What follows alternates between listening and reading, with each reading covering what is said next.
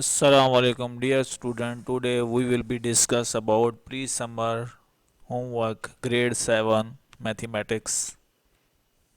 Bismillahirrahmanirrahim. Practice all the questions given in new countdown grade 6 second edition. Test paper 1 review numbers review mathematics.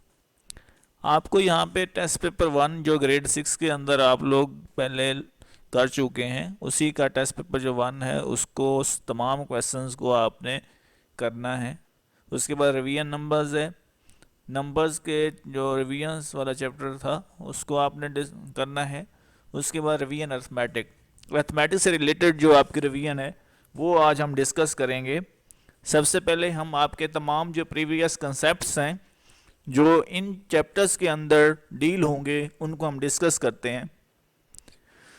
Revision number में आपके पास है set symbols, जो ज़्यादातर इस्तेमाल है रिवीजन टेस्ट पेपर 1 के अंदर, उसमें आपके पास सेट सिंबल्स हैं।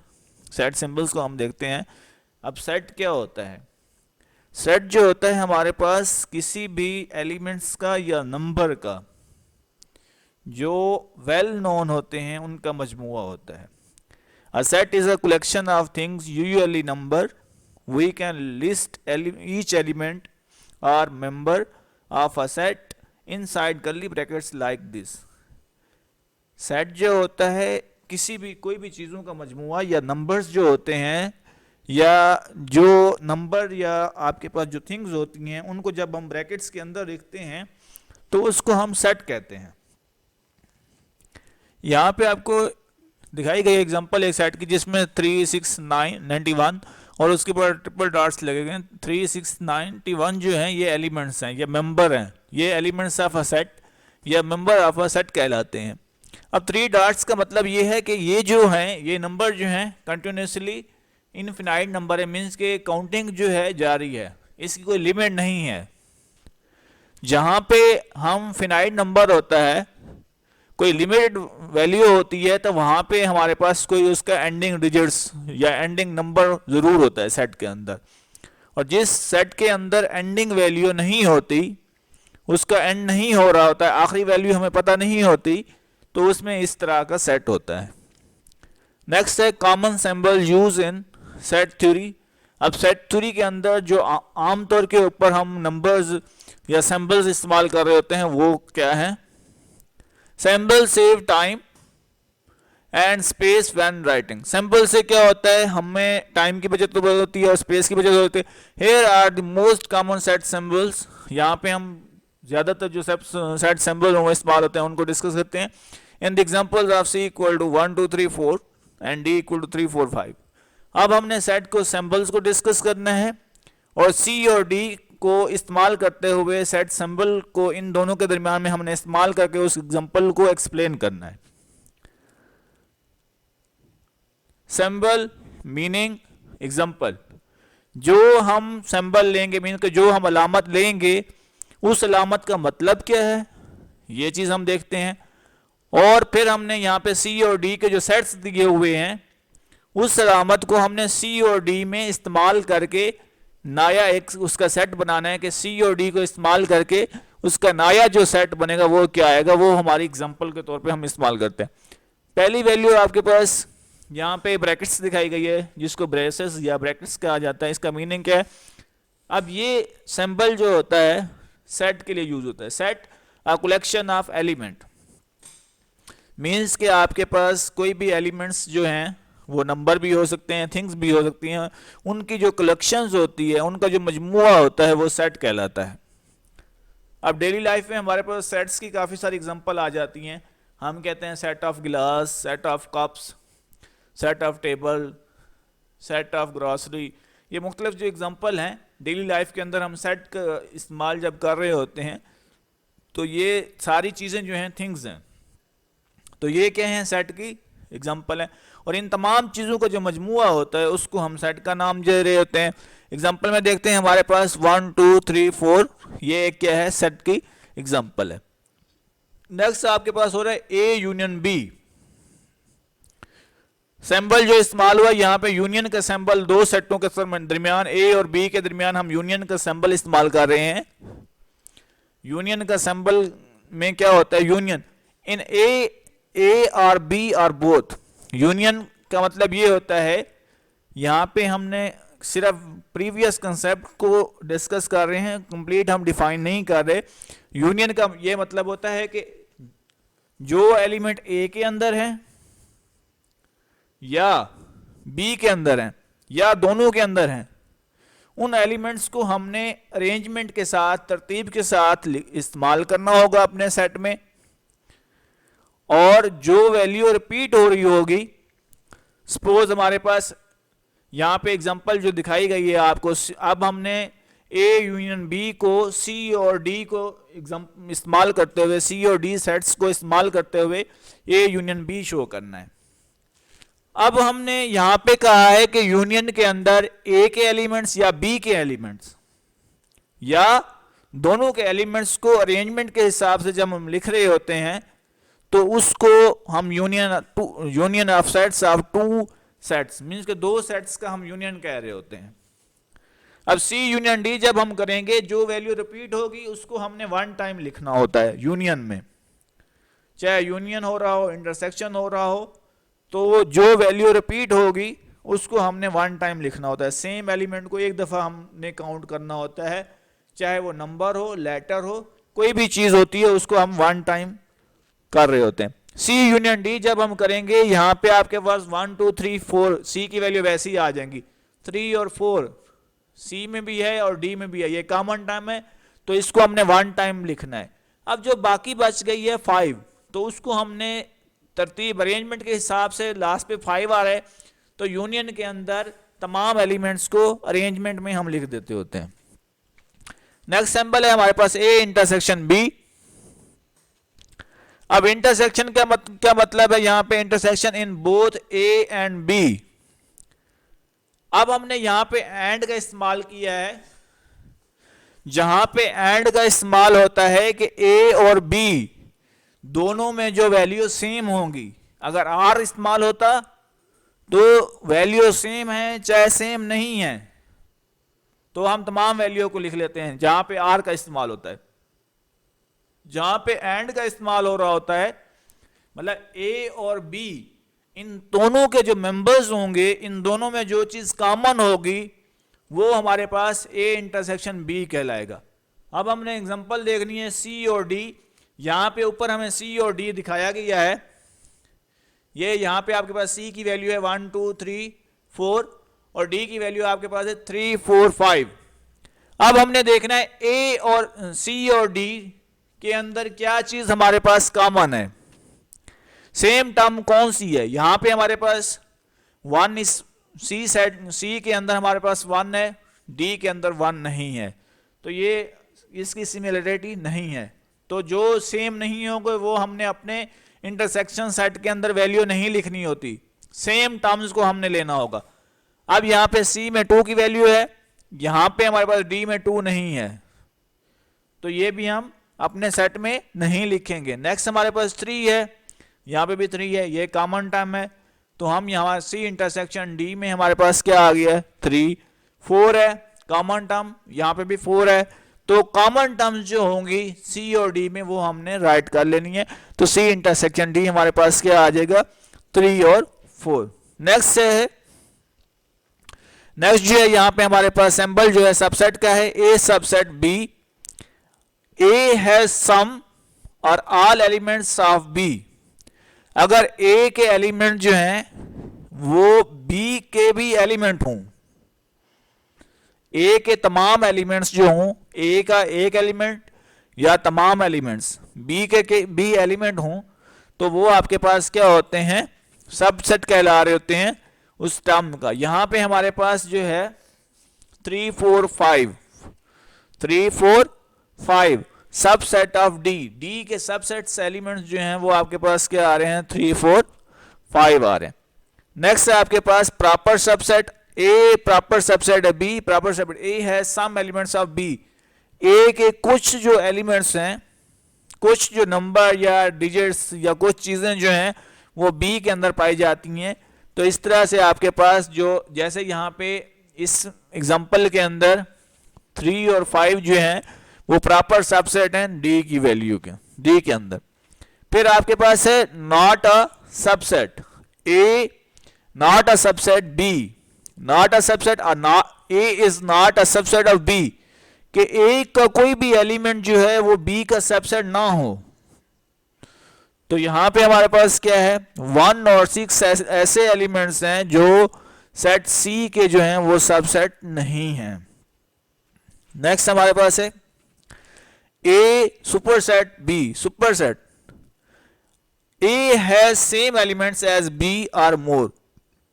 यहां पे हमारे पास जैसे सी और डी है, सी के ऐसे एलिमेंट्स हों जो डी के अंदर भी हों, या इसके अलावा एक्स्ट्रा जो एलिमेंट्स होते हैं वो भी हों, तो वो जो होते हैं वो सुपर सेट कहलाते हैं। 1 2 3 सुपर सेट ऑफ 1 2 3 मीन्स के जो सेम एलिमेंट्स हों या उससे ज्यादा जो एलिमेंट्स होते हैं वो एक दूसरे का सुपर सेट होते हैं। फिर आपके पास A proper set A proper superset A has a B's elements and more, ए जो हों वो बी के एलिमेंट्स हों या उससे ज्यादा हो जाए। हमारे पास 1 2 3 4 प्रॉपर सुपर सेट ऑफ 1 2 3, 1 2 3 4 जो है वो प्रॉपर सुपर सेट हैं किसके, 1 2 3 के। नेक्स्ट है आपके पास not proper, not a superset A is not a superset of B, A B का सुपर सेट नहीं है। यहां पे आपके पास 1 2 6 not a superset of 1 9, जो एलिमेंट्स हमारे सेट में होंगे ही नहीं तो वो आपके पास सुपर सेट के एलिमेंट नहीं हो सकते। A complement, complement elements not in A, जब हम किसी चीज का कंप्लीमेंट कर रहे होते हैं, कंप्लीमेंट में हमारे पास ऐसे एलिमेंट पाए जाते हैं जो हमारे सेट, जिस सेट का हम कंप्लीमेंट कर रहे होते हैं उस सेट के अंदर जो एलिमेंट नहीं पाए जाते वो सेट का कंप्लीमेंट कहलाते हैं। जैसे यहां पे हम देखते हैं एग्जांपल के तौर पर डी का हमने कंप्लीमेंट किया है, तो डी में हमारे पास जो टर्म, फर्ज करें डी की जो यूनिवर्सल सेट हम ले रहे हैं उसमें हमारे पास वैल्यू 1 से लेकर 7 तक पड़ी हुई है। डी में हमारे पास वैल्यू जो है 3 4 5 है। जब डी का कंप्लीमेंट करेंगे 1 से लेकर 7 के दरमियान में से वैल्यू में से 3 4 5 का हमने डिफरेंस निकालना है। डिफरेंस निकालने के बाद रिमेनिंग जो टर्म बच जाएंगी वो हमारे पास कंप्लीमेंट सेट की वैल्यू कहेंगी। अब जब हमने डी कंप्लीमेंट लिया है 1 2 6 7, ये तो हमारे पास डी के एलिमेंट नहीं है, तो डेफिनेशन में हमने क्या कहा है, जो मीनिंग हमने बताया है कंप्लीमेंट का उसमें हमने कहा है कि कंप्लीमेंट जो होता है एलिमेंट्स नॉट इन अ ए, कि ऐसे एलिमेंट्स जो ए के अंदर नहीं पाए जाते वो ए का कंप्लीमेंट कहलाते हैं। नेक्स्ट सिंबल हम देखते हैं वो हमारे पास है A difference B. A difference B mean के ए माइनस बी या A difference B, difference in A but not in B. जब हमने ए और बी का डिफरेंस कराएंगे, difference in A but not in B, यहां पे डिफरेंस कराते हुए ए और बी का जब हम डिफरेंस कर रहे होंगे, ए के ऐसे एलिमेंट्स जो बी में होंगे वो तो सब्ट्रैक्ट हो जाएंगे। अगर ऐसा कोई एलिमेंट हो जो बी में रह जाएगा तो उसको हमने एंड के ऊपर आंसर में उसको हमने राइट नहीं करना होगा। रिमेनिंग एलिमेंट्स हमने वो राइट करने हैं डिफरेंस के बाद जो हमारे सेट ए के बचेंगे। यहां पे हम ए डिफरेंस बी ले रहे हैं तो यहां पे हमारे पास वो एलिमेंट लिखे जाएंगे जो सेट ए में रह जाएंगे, ना कि सेट बी में रह जाएंगे। अगर हम डिफरेंस करेंगे बी माइनस ए, अगर हम डिफरेंस कर रहे होंगे बी माइनस ए, तो उसमें हमारे पास स्टेटमेंट जो मीनिंग बनेगा वो इस तरह से आएगा, difference in B but not in A. तो उसमें हमने पहले एलिमेंट लिख लेने हैं बी के, फिर हमारे पास सब्ट्रैक्शन का साइन जो डिफरेंस का साइन है वो आ जाएगा, उसके बाद हमने लिखने हैं सेट ए के एलिमेंट्स। जो बी के एलिमेंट्स होंगे उसमें से हमने ए के एलिमेंट्स को माइनस कराना है। अगर बी का कोई एलिमेंट बच जाएगा वो हमने राइट कर लेना है, एक एलिमेंट हम राइट नहीं करेंगे। तो यहाँ पे हमारे पास डिफरेंस की एग्जांपल हम देखते हैं। यहाँ पे हमारे पास सेट जो है 1 2 3 4 माइनस 3 4, ये जब हम डिफरेंस करवाएंगे यहाँ पे हमारे पास बच जाएगा 1 2।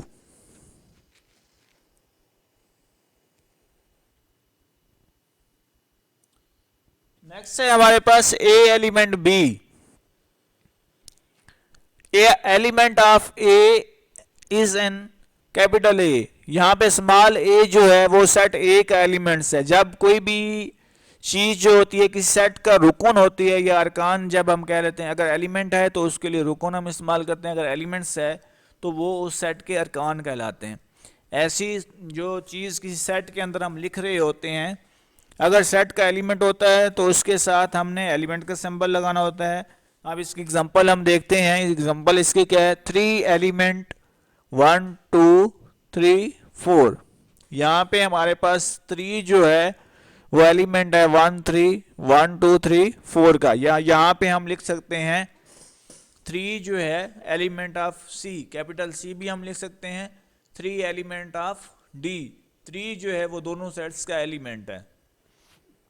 नेक्स्ट आपके पास है बी नॉट एलिमेंट ए, कि यहां पे जो बी है वो एलिमेंट नहीं है सेट ए का। Not element of B is not in A, कि बी जो है वो ए का एलिमेंट नहीं है, सेट ए के अंदर बी नहीं पाया जाता। तो इसकी एग्जांपल हम देखते हैं 6 नॉट एलिमेंट ऑफ 1 2 3 4। अगर हम सेट सी की बात करते हैं, जो 6 जो नंबर हम ले रहे हैं ये जो है सेट सी के अंदर नहीं पाया जाता।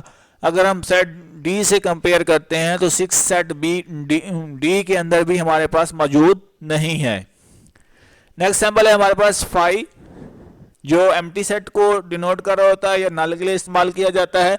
Empty set 1 2 intersection 3 4।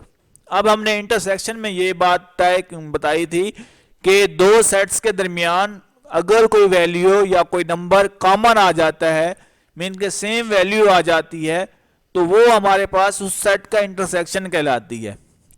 अब यहाँ पे हमारे पास दो सेट्स के दरमियान इंटरसेक्शन हो रहा है। एक सेट के अंदर हमारे पास वैल्यू 1 2 है और दूसरे सेट के अंदर हमारे पास वैल्यू 3 4 है। अब इन दोनों सेट्स में से कोई नंबर जो है वो सेम नहीं है, कॉमन टर्म नहीं है, तो यहाँ पे हमारे पास नल सेट जो एम्प्टी सेट है वो हमारे पास जो है इस सेट का आंसर है। मीन्स के इसका जो आंसर है वो नल सेट या एम्प्टी सेट आ रहा है। फिर है हमारे पास universal set. Universal set set of all possible value in the area of interest. अब हमारे पास जब भी किसी चीज का हम यूनिवर्सल सेट को इस्तेमाल जो होता है किसी भी सेट के कंप्लीमेंट के लिए इस्तेमाल किया जाता है। जब हम किसी भी सेट का कंप्लीमेंट करा रहे होते हैं तो उसके अंदर हम यूनिवर्सल सेट को इस्तेमाल करते हैं। नेक्स्ट है आपके पास power set P of A। Power set all subsets of A। Power set के अंदर A में दिए गए तमाम एलिमेंट्स का हम क्या कर रहे होते हैं, सबसेट्स फाइंड कर रहे होते हैं। P of 1 2। अब यहां पे पावर सेट को फाइंड करने के लिए हमारे पास फार्मूला होता है n की पावर 2। मीन्स कि हमारे पास जो नंबर ऑफ एलिमेंट्स हैं उनको हम पावर में कर रहे होते हैं। हमारे पास पावर जो हो रही होती है यहाँ पे 2 पावर n होती है। पावर सेट को फाइंड करने के लिए 2 पावर n इस्तेमाल करते हैं। जितने भी एलिमेंट्स आपके पास सेट के अंदर इस्तेमाल किए जाते हैं उनको हमने 2 की पावर कर देना है। बेस में 2 लिखना है, पावर में भी 2 लिखना है। 2 पावर 2 जब करेंगे तो उसके सेट सबसेट जो बनेंगे 4 हैं। अब यहाँ पे अगर हम देखते हैं तो इसके सबसेट भी हमारे पास 4 हैं। पहला सेट हमेशा किसी भी सेट का जब हम पावर सेट फाइंड कर रहे होते हैं वो एम्प्टी सेट आता है। उसके बाद हमने इंडिविजुअल सेट के अंदर जिस सेट का हम सबसेट निकाल रहे होते हैं तमाम नंबर को हमने इंडिविजुअल लिखना होता है। अब यहाँ पे हमारे पास 2 नंबर इस्तेमाल हो रहे हैं तो हमने इंडिविजुअल इन दोनों नंबर्स को सेट की फॉर्म में लिखना है।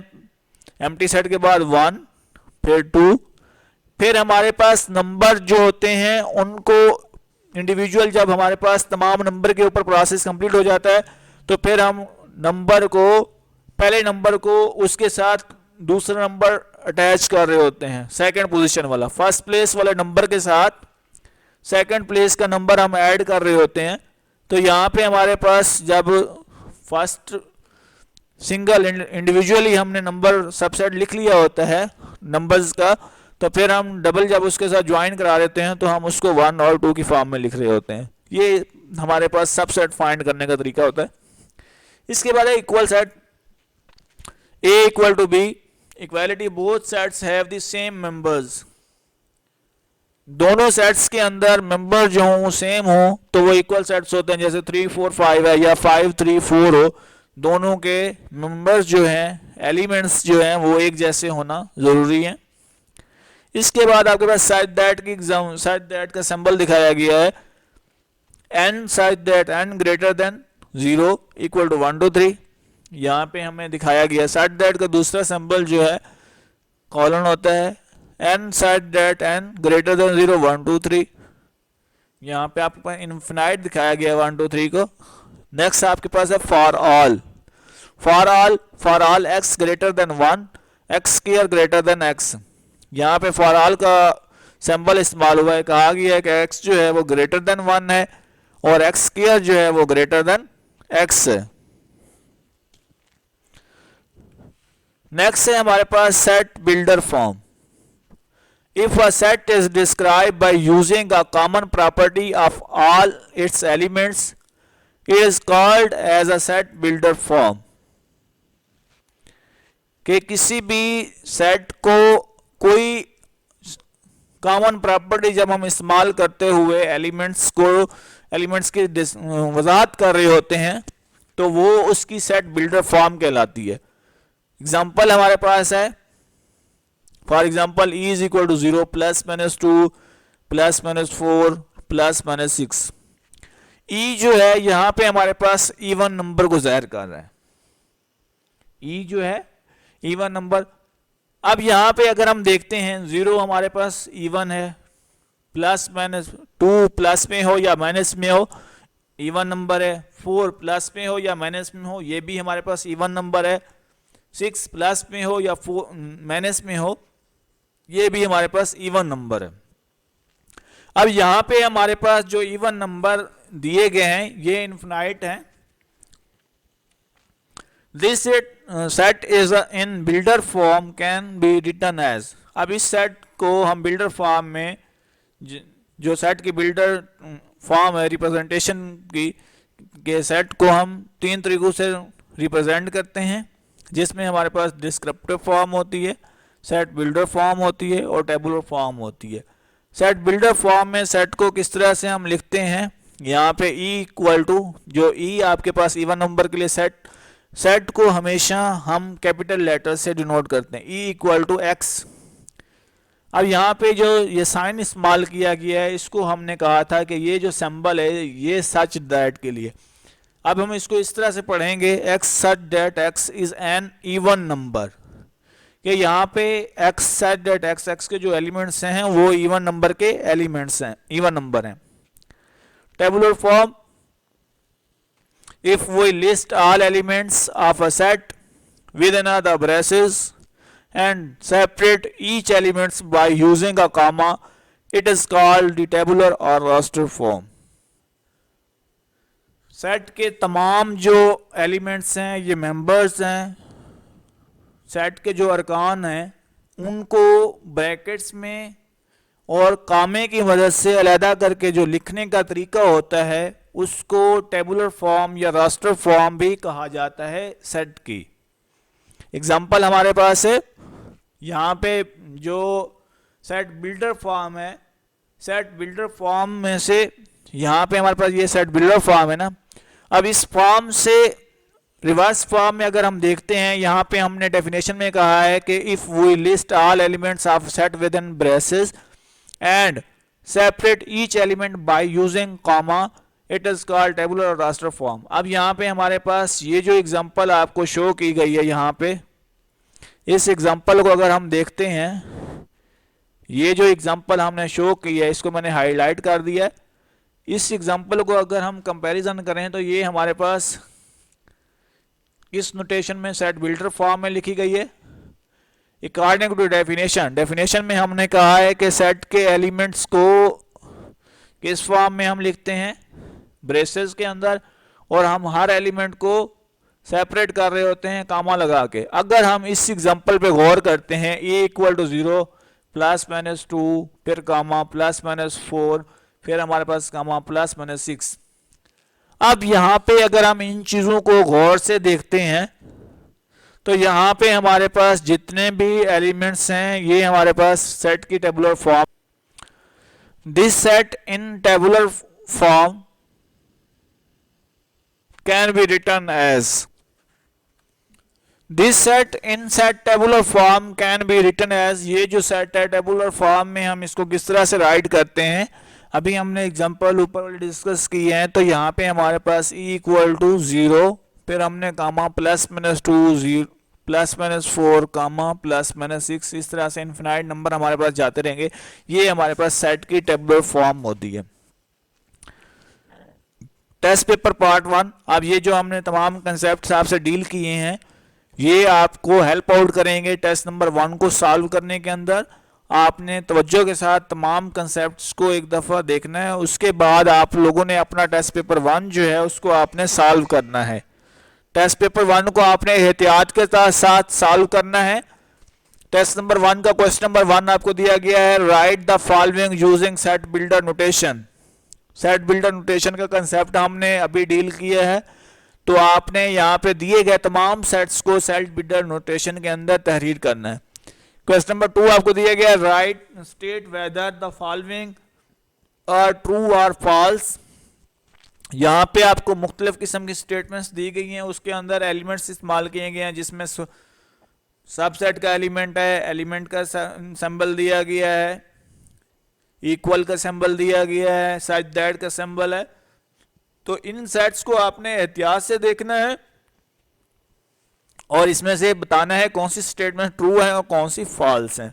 क्वेश्चन नंबर 3 के अंदर है, filling the blanks with element not element, subset not subset, proper set. अब आपने इन तमाम सैंपल्स को देखकर यहाँ पे दिए गए तमाम क्वेश्चन के अंदर इन सैंपल्स को इस्तेमाल करके इस क्वेश्चन को कंप्लीट करना है आप लोगों ने। नेक्स्ट यहाँ पे आपको दिया गया है a ब्रैकेट से x such that x is an odd number less than 10। a b c के अंदर आपको 3 स्टेटमेंट्स दी गई हैं, इनके क्वेश्चन नीचे दिए गए हैं। List the elements of a b and c। यहाँ पे आपको जो नोटेशन दी गई है ये सेट बिल्डर फॉर्म है। इसको पहला जो पार्ट है इसमें आपने तमाम नोटेशंस को सेट टेबुलर फॉर्म के अंदर लिखना है कि सेट की जो टेबुलर फॉर्म या रास्टर फॉर्म होती है उस फॉर्म में हमने इनको तहरीर करना है। Express the following in tabular form. अब यहाँ पे आपको नोटेशन दी गई है, डिस्क्रिप्शन जो है वो दी गई है, इसको टेबुलर फॉर्म के अंदर आपने तहरीर करना है।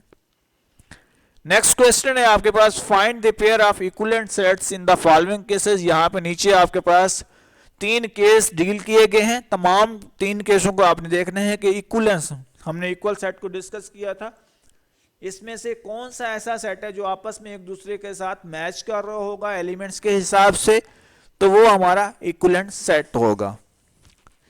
नेक्स्ट क्वेश्चन है, denote the set positive integer from 8 to 20 by z, a b c and d are the subsets of z defined as follows। A में आपको दिया गया set of all odd integer, B में आपको दिया गया set of perfect square, C में आपको दिया गया सेट ऑफ प्राइम नंबर और D में दिया गया x such that x is a multiple of 7। तो इसके क्वेश्चन आपको बताया गया नीचे, right C and D in tabular form. Set C और D की उनको टेबुलर फॉर्म में आपने राइट करना है। B जो है परफेक्ट स्क्वायर वाला जो क्वेश्चन है उसमें आपको बताया गया है कि राइट सबसेट्स ऑफ B। अब ऊपर आपको क्वेश्चन में बताया गया है कि 8 से लेकर 8 और 20 के दरमियान में इंटीजर्स, इन तमाम चीजों को आपने चेक आउट करना है, A, B और D की वैल्यू को। Next question, name the elements common in A and C। ए और सी के अंदर कॉमन का मतलब है सेम टर्म्स कौन सी हैं जिनमें हमने डील किया था। इंटरसेक्शन का कंसेप्ट जो है वो इस क्वेश्चन में अप्लाई होगा कि इन सी और डी के दरमियान आपने इंटरसेक्शन का, ए और सी के दरमियान इंटरसेक्शन करना है, जो कॉमन वैल्यू होंगी वो आपने राइट करनी है। नेक्स्ट आपके पास है determine the elements common in A and B. यहाँ पे ए और बी के दरमियान इंटरसेक्शन होगा, ए और बी के एलिमेंट्स के दरमियान जो कॉमन टर्म होंगी वो हमने राइट करनी है। नेक्स्ट है आपके पास pick out the pairs of equal sets A equal to 1 2 3, B X set that X is a prime number less than 5। A की वैल्यू हमें 1 2 3 दी गई है, फिर आपके पास नीचे बी की जो टर्म्स हैं उसमें बताया गया है कि 5 से जो छोटी प्राइम नंबर्स हैं वो आपने राइट करने हैं, इन दोनों का कंपैरिजन करना है। 3 टर्म आपको दी गई हैं, इन तीनों में कौन से सेट्स जो हैं आपस में इक्वल सेट हैं। क्वेश्चन नंबर 9 में है write the missing element each pair of sets so as to make them equal. आपने इक्वल सेट्स बनाने हैं जिसके अंदर मिसिंग वैल्यूज को आपने राइट करना है। A equal to letters of word Lahore. अब लाहौर के आपने कंप्लीट स्पेलिंग देख लेने हैं। यहाँ पे आपके पास 2 वर्ड्स जो हैं मिसिंग है लाहौर में से, वो आपने राइट करने हैं। क्वेश्चन नंबर 9 का पार्ट 2 जो है उसमें कहा गया X such that X is a month of the year beginning with A. आपने साल के अंदर ऐसे 2 मंथ का नाम लिखना है जो स्टार्ट ए से होंगे। एक आपको बताया गया यहाँ पे अप्रैल, और दूसरा जो है वो अननोन है। ए से ऐसा कौन सा मंथ है जो स्टार्ट होता है आपके ईयर के अंदर, वो आपने राइट डाउन करना है। क्वेश्चन नंबर 3 9 का पार्ट 3 की तरफ हम आते हैं। ए के अंदर एम्प्टी स्पेस डालिए। B X such that X is the least whole number. सबसे छोटा होल नंबर कौन सा होता है वो हमने सेट ए के सामने लिखना है। Part 4 A equal to 5 10 15 20। A जो है उसमें ए के एलिमेंट्स आपको 5 10 15 20 दिए गए हैं। अब आपने बी में बताना है कि x such that X is a multiple of dash less than 25। अब आपके पास यहाँ पे वैल्यू जो ए के अंदर दी गई है, आपने लिखना है कि ये ए के अंदर जो दी गई वैल्यू हैं ये कौन से टेबल के मल्टीपल हैं, वो आपके ब्लैंक्स में आएगा, वो आपका आंसर है। अब हम नेक्स्ट यूनिट की तरफ मूव करते हैं। नेक्स्ट हमारे पास टेस्ट पेपर 2 जो है नंबर्स का है, जिसमें हमने सबसे पहले इंटरनेशनल नंबर के बारे में जानना चाहिए। प्लेस वैल्यू 1 के लिए हम 0 लगाते हैं। टेंस 10 हम लिखते हैं 100 1000 10,000 100,000 million 10 million 100 million billion 10 billion 100 billion trillion 10 trillion 100 trillion. ये हमारे पास इंटरनेशनल सिस्टम के वैल्यूज हैं जो आपको टेबल दिखाया गया है। इस टेबल को गौर से देखते हुए आपने नंबर्स का क्वेश्चन नंबर 1 आपने सॉल्व करना है। Express the number in words in the international system such as. Example है जो हम आपसे डिस्कस करते हैं। यहाँ पे हमने वंस के लिए यूनिट प्लेस आपको दिखाई गई है। अब यहाँ पे आपको बताते चलते हैं यूनिट प्लेस कौन सी होती है। सबसे पहला डिजिट्स जो है ये हमारे पास जो यू है इसको हम यूनिट प्लेस कहते हैं। यूनिट प्लेस के बाद हमारे पास वैल्यू जो आती है उसको हम टेंस कहते हैं। टेंस के बाद हमारे पास जो वैल्यू आ रही होती है उसको हम 100 कह रहे होते हैं। 100 के बाद जो वैल्यू हम ले रहे होते हैं वो हमारे पास होती है 1000। 1000 के बाद जो हमारे पास वैल्यू आ रही होती है वो 10,000 होती है।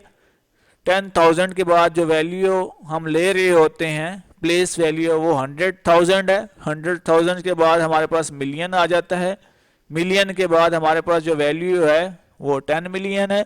10 मिलियन के बाद हमारे पास वैल्यू जो आ रही होती है वो 100 मिलियन है। 100 मिलियन के बाद बिलियन, और बिलियन के बाद लास्ट में जो यहाँ पे हम नंबर लेंगे उसके लिए हमने यहाँ पे लिया है 10 बिलियन। अब हम नंबर देख लेते हैं। नंबर हमारे पास है जी, यूनिट के ऊपर जो वैल्यू पड़ी हुई है वो हमारे पास है 9। यूनिट पे जो वैल्यू हमारे पास पड़ी हुई है वो क्या है, हमारे पास 9 है। ठीक है, ये यूनिट प्लेस के ऊपर है। अगर हम टेंस के ऊपर देखते हैं तो वो 8 है, फिर हमारे पास 100 के ऊपर 7, 1000 में हमारे पास 2 है, 10,000 में हमारे पास 1 है, फिर हमारे पास क्या है जी 3, फिर हमारे पास मिलियन पे 6, 10 मिलियन पे हमारे पास 4, उसके बाद 100 मिलियन पे हमारे पास 9, फिर हमारे पास बिलियन के ऊपर जो है 5, 10 बिलियन के ऊपर हमारे पास है 35। अब ज़रा मैं इस वैल्यू को स्टार्ट करने से पहले यहाँ पे हम कुछ थोड़ा सा चेंज करते हैं, और वो चेंज ये है जी, यहाँ पे हमने किस तरह से नंबर लिखने हैं। यहाँ से मैं ये तमाम चीज़ों को अरेज कर रहा हूँ ताकि आपको नंबर्स जो है किस तरह से हम, अभी मैंने आपको सबसे पहले ये बताया है कि कौन सा डिजिट्स कौन सी प्लेस के ऊपर पड़ा हुआ है। अब हमने देखना है कि नंबर को वर्ड्स के अंदर इंटरनेशनल सिस्टम को इस्तेमाल करते हुए हमने किस तरह से राइट करना होता है। तो वर्ड के अंदर इस्तेमाल, नंबर्स को इस्तेमाल करते हुए सबसे पहला हमने देखना है 10 प्लेस है और बिलियन है। हम इन दोनों को हमने इकट्ठा पढ़ना होगा। जब हम इन दोनों को इकट्ठा पढ़ेंगे तो ये हमारे पास पढ़ने में कुछ आएगा 35 बिलियन। इसके बाद अब हमने मिलियन वाली तीनों टर्म्स को इकट्ठा पढ़ना है और इकट्ठे ही राइट करना है। 35 बिलियन के बाद हम राइट करेंगे 946 मिलियन। इसके बाद हमने 1000 वाली तीन टर्म को इकट्ठा कर लेना है। जब हम, अब इसमें मैं नंबरिंग कर देता हूं। फर्स्ट पे हमने बोलना है जी 35 बिलियन। सेकंड नंबर पे हमने बोलना है जी 946 मिलियन।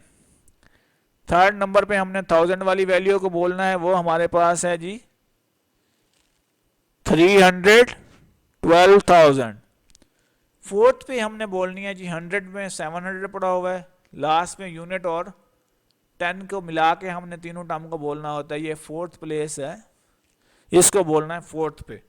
अब जब नंबर 1 पे देखते हैं तो 35 बिलियन, 946 मिलियन, 312,789। ये अब इंटरनेशनल सिस्टम की वैल्यू है। इसको थोड़ा इस तरह से हमने डील करना होता है। और सबसे पहली बात यह है कि आपको प्लेस वैल्यू में वैल्यूज को अरेंज करना यूनिट में, टेंस में, वो आना जरूरी है। अब यहाँ पे आपके सामने आंसर शो किया है मैंने। यहाँ पे 35 बिलियन, 946 मिलियन, 312,789। तो यहाँ पे इस सिस्टम से रिलेटेड आपको क्वेश्चन हम दिखाते हैं रिवीजन नंबर्स के अंदर। इस क्वेश्चन में, क्वेश्चन नंबर 1 को आपने तमाम क्वेश्चंस को इंटरनेशनल नंबर के साथ डील करना है। ये आपको क्वेश्चन दिए गए हैं, 3 पार्ट्स हैं। और इस टेबल को आपने सबसे पहले आपने हर क्वेश्चन के लिए इस तरह से अरेंजमेंट करनी है। यूनिट से आपने स्टार्ट करना है, यहाँ से इसको देख के आपने सारी, इस टेबल को देख के आपने ये सारी अरेंजमेंट करनी है। इसलिए इस तरह से आपके लिए बहुत ज़्यादा इजी होगा काम करने के लिए। नेक्स्ट क्वेश्चन है, इंडियन सिस्टम के अंदर जो पाकिस्तान के अंदर सिस्टम चल रहा होता है, इसके हिसाब से हम देखते हैं express number and figure such as. अब नंबर हमारे पास फिगर में दिया हुआ होगा, नंबर जो है वो वर्ड्स में दिया हुआ होगा, उसको हमने फिगर्स में करना होगा। 27,42,080। अब यहाँ पे 27 जो है कौन सी प्लेस पे आ रहा है, सबसे पहली चीज हमने ये देखनी होती है। अगर हम प्लेस वैल्यू में देखेंगे 27 लाख।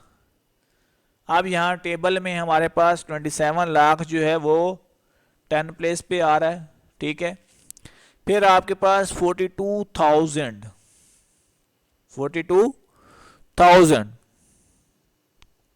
पहली वैल्यू आपके पास 10 प्लेस पे आ रही थी। सेकंड वैल्यू जो है वो आपके पास 10,000 पे आ रही है, 42,000 जो है।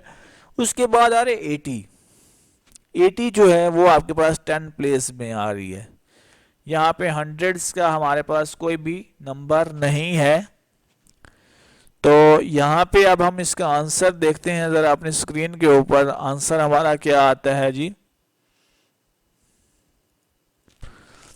आंसर से पहले ये तमाम चीज़ें मैं रिमूव कर रहा हूँ, उसके बाद आंसर देखते हैं हमारे पास। यहाँ पे पहले हमने यूनिट लगाया, 10 लगाया, 100,000, 10,000, लाख, 10 लाख, 27 लाख पहले हमने लिखना है जी। 27 लाख 42,089।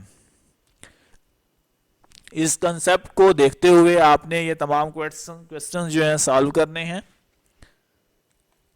नेक्स्ट आपने करना है find the difference between the place value of 2 9s in this value. इस वैल्यू के अंदर जो 2 9 इस्तेमाल किए गए हैं, इनकी प्लेस के हिसाब से आपने इसको माइनस करवाना है दोनों नंबर को। यहाँ पे आपको कंसेप्ट के लिए मैं बता देता हूँ, यहाँ पे आपके पास ये जो वैल्यू है, ये जो 9 दिया गया है, ये आपके पास यूनिट प्लेस के ऊपर है। फिर 10, 100, 1000, 10,000 और उसके बाद आपके पास लाख है। तो ये आपके पास लाख के ऊपर प्लेस वैल्यू है। तो आपने यहाँ पे इन दोनों वैल्यूज़ को आपस में सब्ट्रैक्ट करवाना है। यहाँ से ये जो वैल्यू जिस प्लेस के ऊपर पड़ी हुई है, अगर लाख के ऊपर पड़ी हुई है 9, तो इसको हमने लिखना होगा क्या, 9 लाख। और यूनिट वाली वैल्यू क्या होगी, 9। तो बड़ी वैल्यू में से छोटी को हमने सब्ट्रैक्ट कराना है, रिमेनिंग आपके पास आंसर होगा। नेक्स्ट क्वेश्चन में है आपके पास फाइंड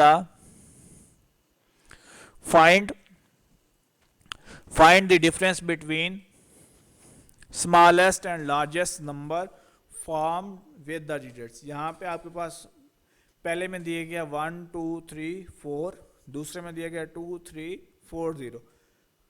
अब आपने दोनों नंबर को इस तरह से अरेंज करना है कि सबसे बड़े नंबर को सबसे छोटे नंबर, यहाँ पे क्वेश्चन नंबर 1 के चारों डिजिट्स को आपने इस्तेमाल करना है, 1 2 3 और 4। इन चारों को मिला के आपने एक बड़ा नंबर बनाना है। और ये नीचे जो नंबर दिए गए, इन चारों को मिला के आपने नंबर बनाना है। इन दोनों नंबर को इस्तेमाल करके आपने देखना है इन दोनों में से जिसका डिजिट्स बड़ा बनेगा, उसमें से स्मॉलेस्ट डिजिट्स का आपने डिफरेंस फाइंड करना होगा। नेक्स्ट है what is expanded form. In expanded form we break up a number according to their place value and expand it to show the value of each digit. हम क्या करते हैं, number को break कर देते हैं उसकी प्लेस वैल्यू के हिसाब से। नंबर जिस भी वैल्यू के ऊपर पड़ा हुआ होता है उसके हिसाब से हम उसको ब्रेक कर देते हैं। तो इस सिस्टम को हम एक्सपेंडेड फॉर्म का नाम देते हैं।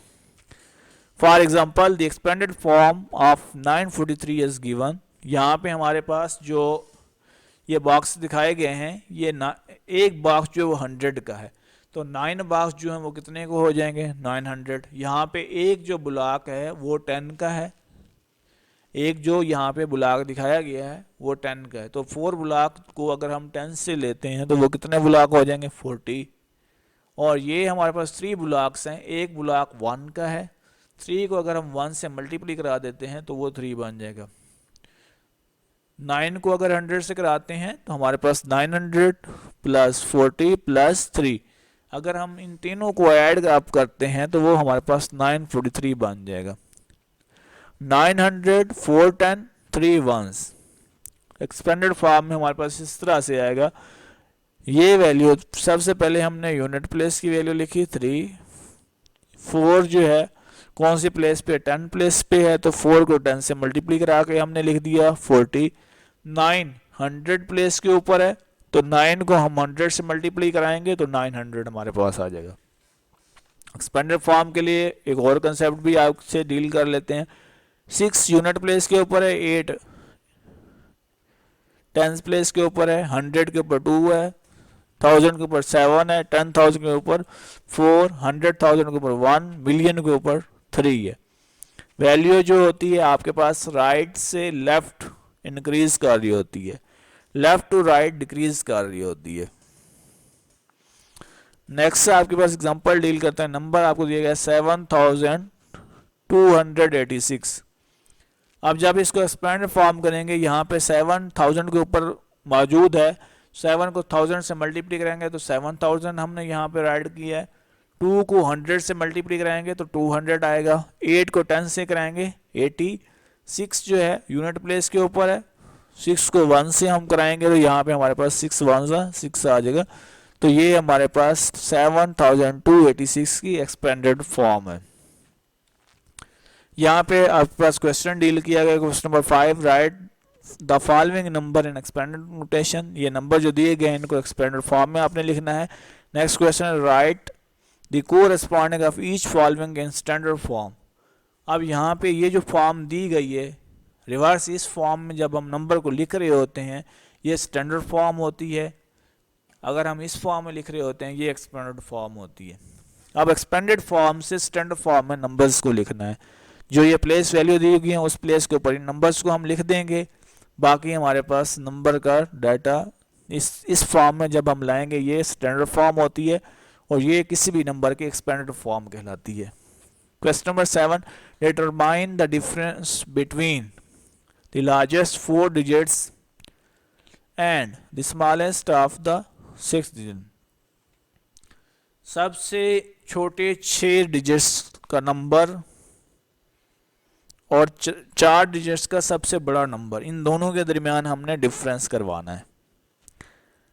अगर हम 6 डिजिट्स लेते हैं, 6 0 कोई छोटा नंबर नहीं होगा। 0 के साथ अगर हम 1 को यूनिट प्लेस के ऊपर लेंगे तो वो 1 शुमार होगा। अगर यूनिट प्लेस के ऊपर हम नहीं लेते, मीन्स के हमारे पास 6 प्लेस के ऊपर उस नंबर को ले रहे होते हैं, तो वो हमारे पास क्या बन रहा होता है, मिलियन या लाख हमारे पास कहला रहा होता है, या 100,000 कहला रहा होता है।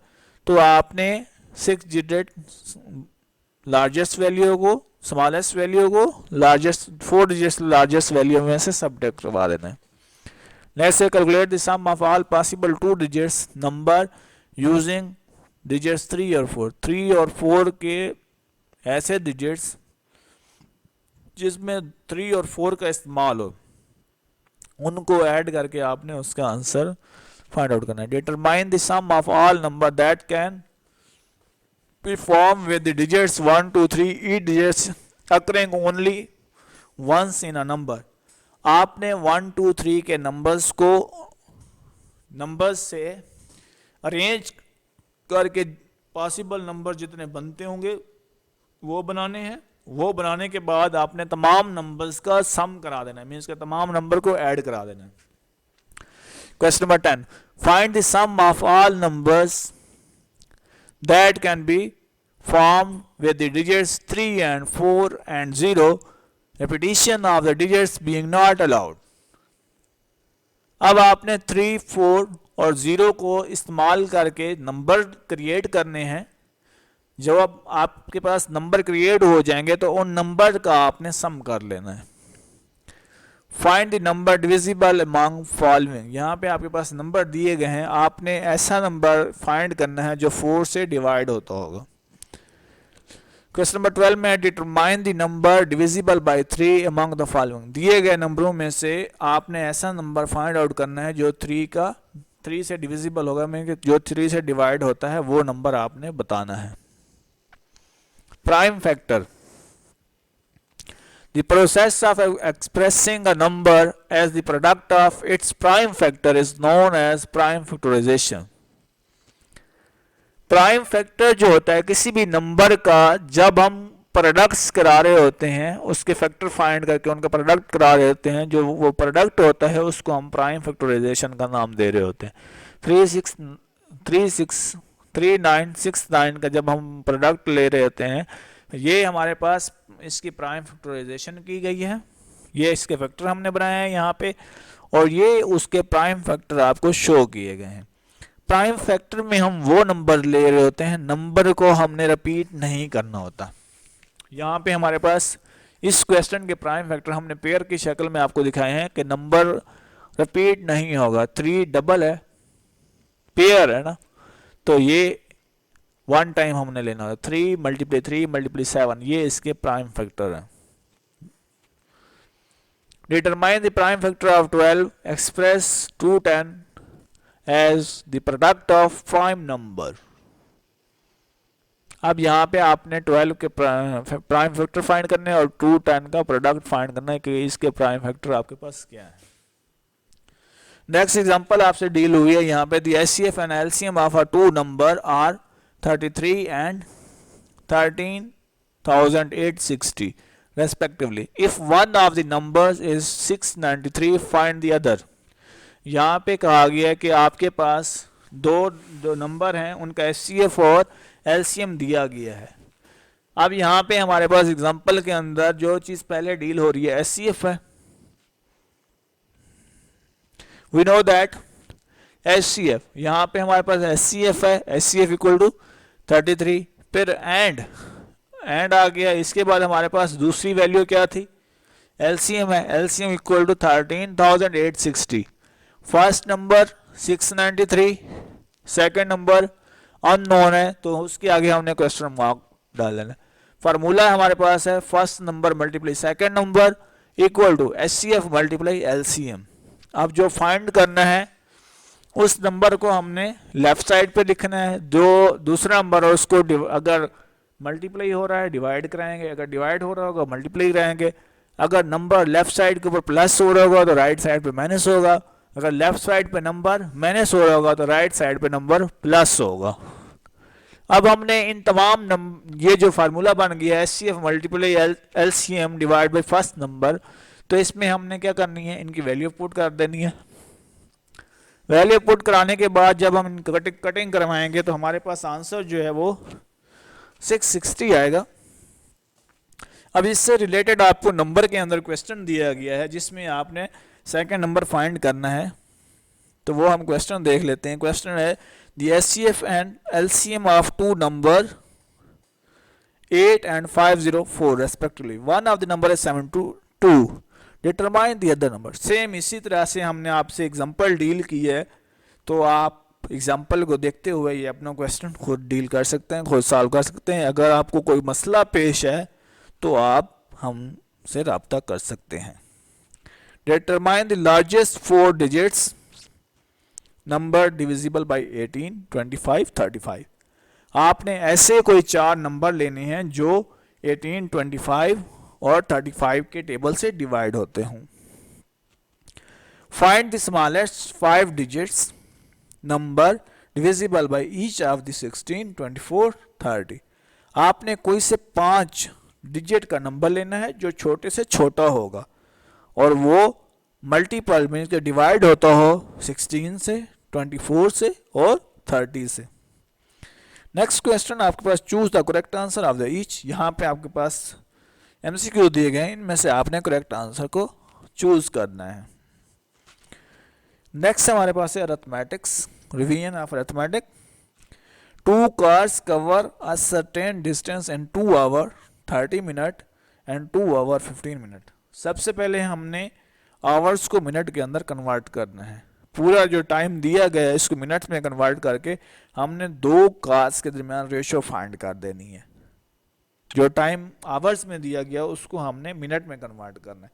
मिनट में कन्वर्ट करके हम रेशो फाइंड करेंगे। इसमें क्वेश्चन नंबर 2 में आपको दिया गया है out of worker in factory 20, 75 worker total काम कर रहे होते हैं, 20 आर वोमेन, 20 उसमें फीमेल हैं, मीन्स के जो गर्ल्स हम कह सकते हैं।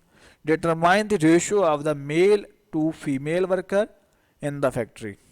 टोटल 75 हैं, फीमेल कितनी है आपके पास 20। फार्मूला हमारे पास बनेगा total equal to male plus female. Female given है, वो राइट हैंड साइड के ऊपर हमारे पास प्लस हो रही है, लेफ्ट हैंड साइड में जाकर टोटल में से हमने माइनस करवा देना है। फार्मूला आपको यहाँ पे मैं राइट कर देता हूँ, आप देख लें। यहाँ पे हमारे पास इसका फार्मूला आ जाएगा जी टोटल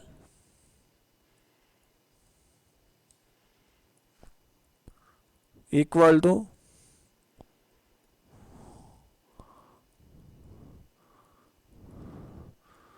मेल प्लस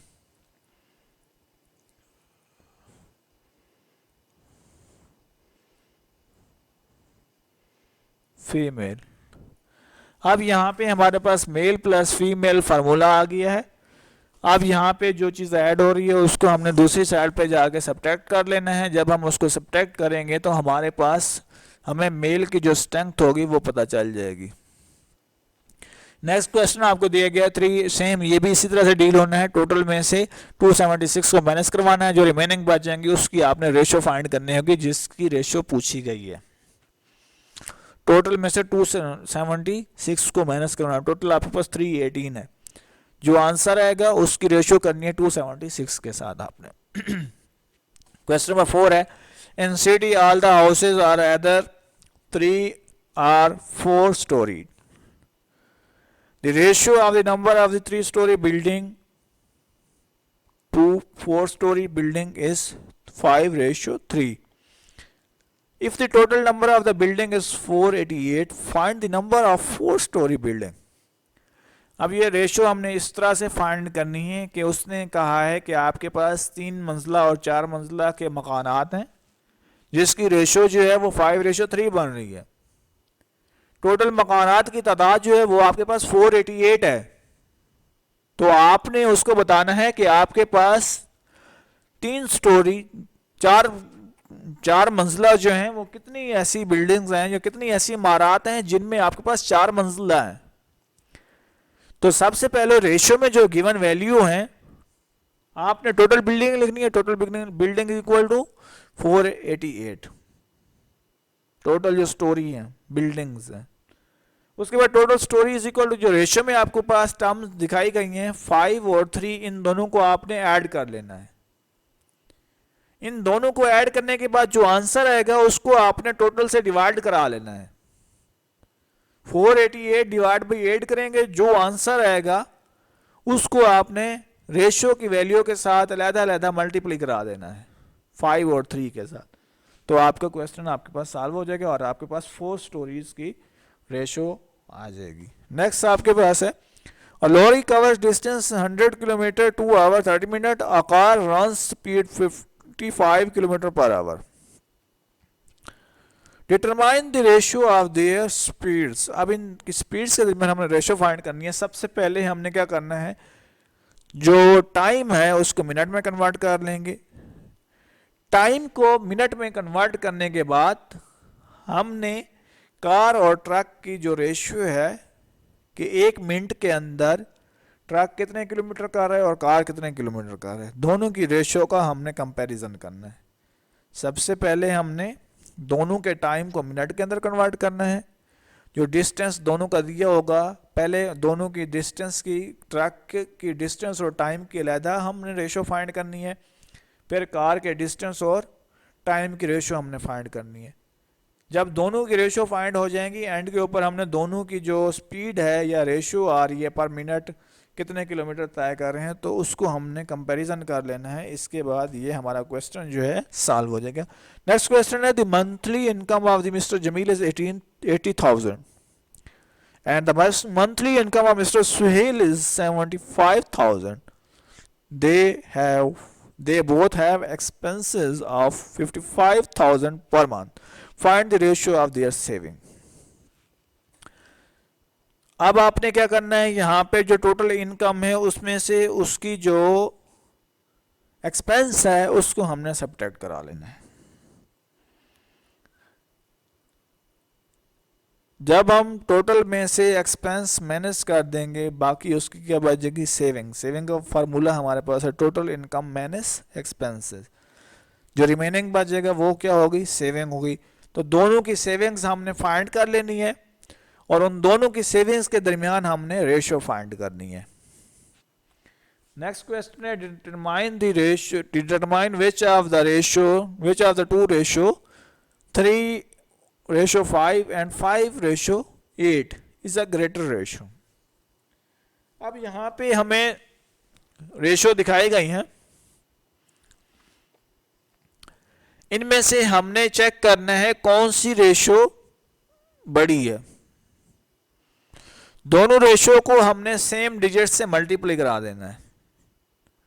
दोनों डिजिट्स को सेम रेशियो से हमने मल्टीप्लाई कराना है और फिर चेक करना है से कौन सी रेशियो बड़ी है। अगर हम मल्टीप्लाई नहीं कराते तो दोनों रेशियो को आप डिवाइड करा दें, 3 डिवाइड बाई 5 करें और 5 डिवाइड बाई 8 करें, दोनों के आंसर रहेंगे, जिसका आंसर बड़ा होगा वो आपके पास ग्रेटर रेशियो होगी।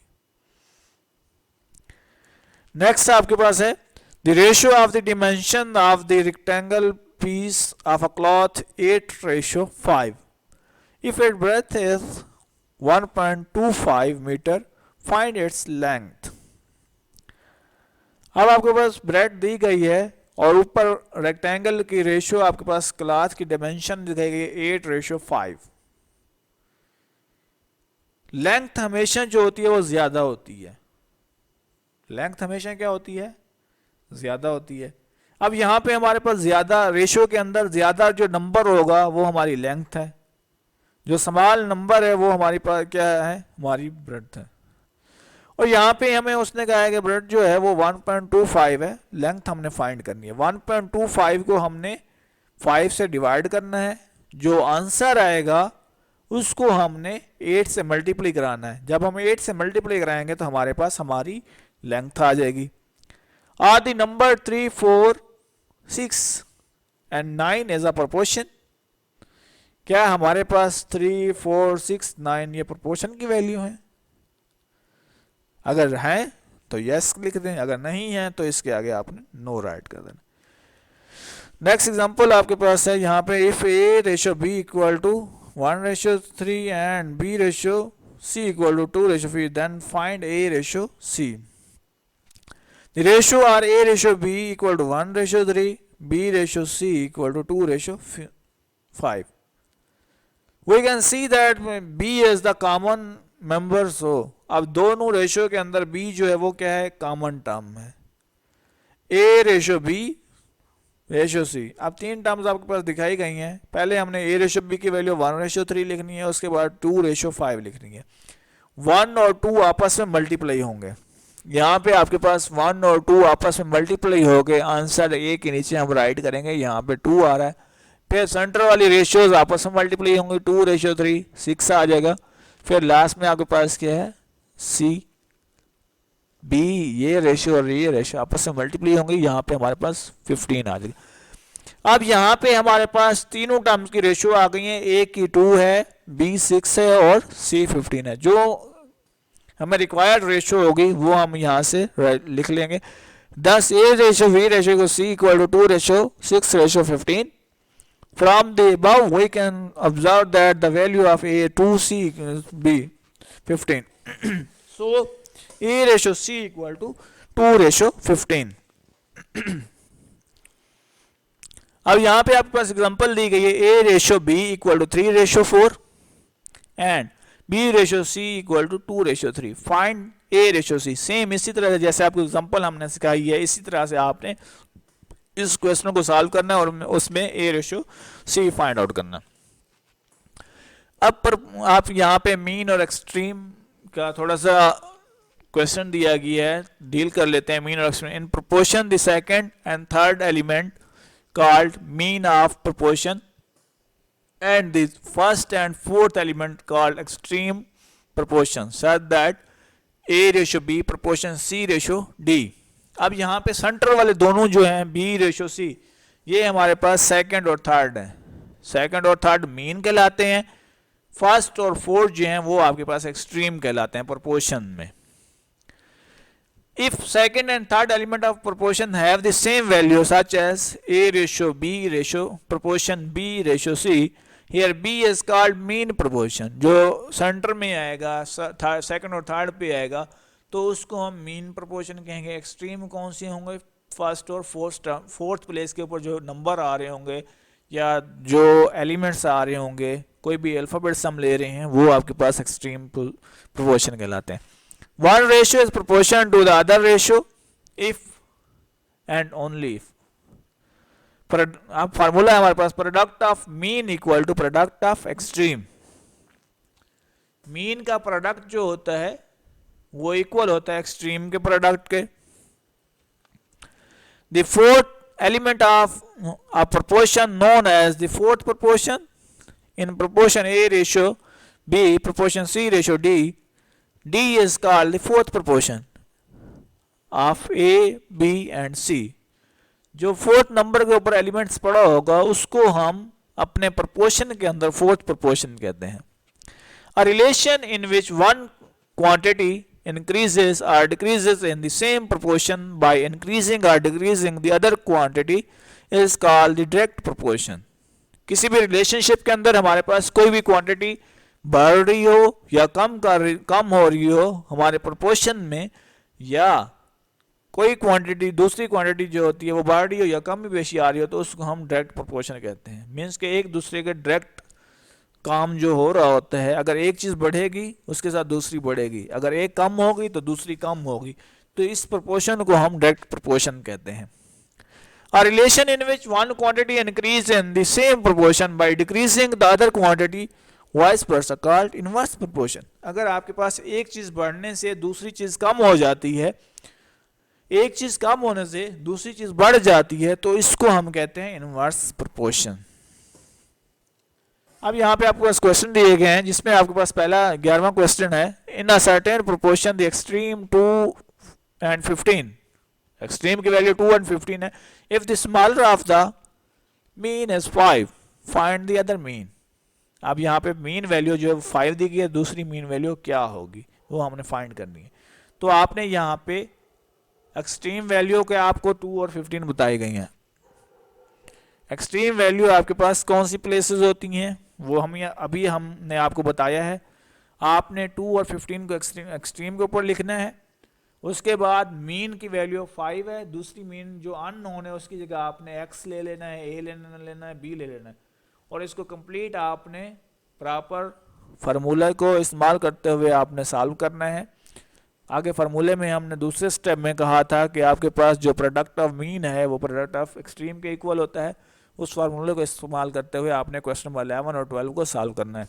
इसके बाद क्वेश्चन नंबर 13 है कि Ruhel has earn 30,000 per month, he saves 7,000 per month, find the ratio. Ruhel जो है 30,000 एक महीने में कमाता है और वो 7,000 की बचत करता है. हमने रेशियो फाइंड करनी है. सबसे पहली रेशियो जो है वो उसकी टोटल इनकम और उसके एक्सपेंसेस है. सबसे पहली बात हमने निकालना जो उसकी सेविंग है, सेविंग में से टोटल इनकम में से जब हम सेविंग माइनस कर लेंगे तो उसका एक्सपेंस आ जाएगा. एक्सपेंस और टोटल इनकम के दरमियान रेशियो है, फिर एक्सपेंस और सेविंग के दरमियान रेशियो है, लास्ट में सेविंग और इनकम के दरमियान रेशियो है.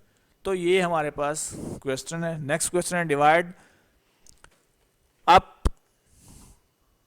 7,475 एंड रेशियो 3,713. अब यहाँ पे वैल्यूज दी गई हैं. इन तमाम वैल्यूज को हमने 7,475 से डिवाइड करना है और उनकी रेशियो लिखनी है. नेक्स्ट आपके पास है सम ऑफ, इसमें क्वेश्चन नंबर 14 के अंदर नीचे जो दी गई है रेशियो है, इन तमाम रेशियोज का सम करवाना है. तमाम रेशियो के सम को आपने टोटल नंबर से डिवाइड कर देना है. जो आंसर आएगा उस आंसर को आपने 3 से मल्टीप्लाई कराना है, 7 से मल्टीप्लाई कराना है और 13 से मल्टीप्लाई कराना है और रेशियो की फॉर्म में आपने राइट कर देना है. नेक्स्ट है sum of money is divided in the ratio 2:5 if the larger amount is 275. अब 275 आपके पास लार्जर अमाउंट है, 2:5 है, तो 275 को आपने ये टोटल करना है रेशियो को, 275 को रेशियो के टोटल से आपने डिवाइड करना है. जब रेशियो के उससे आप डिवाइड करेंगे तो आपने स्मॉलर रेशियो और टोटल अमाउंट फाइंड करनी है. तो सबसे पहले उसने कहा है कि लार्जर अमाउंट 275 है, तो अब हमने रेशियो के सम से डिवाइड नहीं कराना होगा टोटल को, बल्कि इसमें कहा गया कि लार्जर अमाउंट आपके पास 275 है, 275 को आपने 5 से डिवाइड कराना होगा. जो आंसर आएगा उसको आपने 2 से मल्टीप्लाई करा देना है. 2 से मल्टीप्लाई कराने के बाद जो आंसर आएगा उसको 275 में ऐड कर देना है. तो स्मॉलेस्ट पहले आपके पास जब 2 से मल्टीप्लाई कराएंगे वो आपकी स्मॉलेस्ट अमाउंट होगी. 275 और 5 के मल्टीपल को जब आप ऐड करेंगे वो आपके पास टोटल अमाउंट आ जाएगी. नेक्स्ट आपके पास number 4 and 8 and x are the continuous proportion. Continuous proportion के अंदर आपके पास जो सेकंड नंबर होता है वो रिपीट हो जाता है. जैसे दूसरे पार्ट में हमने लिखा था A:B प्रोपोर्शन B:C, तो B को जब हमने रिपीट किया था वो कंटिन्यू प्रोपोर्शन था. 17 पॉइंट के अंदर आपके पास है the ratio of the saving to the expenditure of the family 2:5. Find total income of the family if the expenditure is 3500. वो कहता है एक फैमिली जो है उसकी सेविंग जो है और उसका जो खर्च है वो 2:5 है। उसका जो खर्च है वो 3500 है। 3500 को आपने